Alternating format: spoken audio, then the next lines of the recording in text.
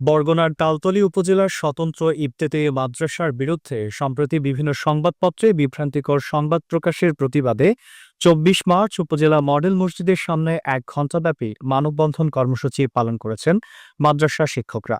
এই মানববন্ধন কর্মসূচিতে শতাধিক শিক্ষক অংশগ্রহণ করেন। স্বতন্ত্র ইবতেদায়ী মাদ্রাসা শিক্ষকদের সংগঠনের সাধারণ সম্পাদক মোহাম্মদ মাসুম বিল্লাহ এর সঞ্চালনায় এবং সভাপতি মাওলানা শাহজালাল পিয়দার সভাপতিত্বে প্রতিবাদ সভা অনুষ্ঠিত হয়।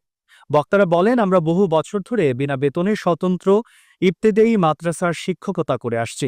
সম্প্রতি সরকার মাদ্রাসাগুলোকে এমপিওভুক্ত করার পর কিছু কুচক্রী মহল সাংবাদিকদের মাধ্যমে ভুল তথ্য প্রচার করে আমাদের ভাবমূর্তি ক্ষুণ্ণ করছে।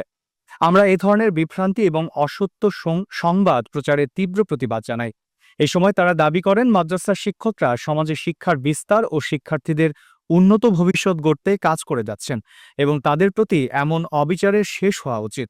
এ প্রতিবাদ কর্মসূচিতে উপস্থিত ছিলেন মাদ্রাসার শিক্ষকবৃন্দ এবং স্থানীয় জনগণ, যারা নিজেদের সমর্থন জানিয়ে এই আন্দোলনে অংশগ্রহণ করেন।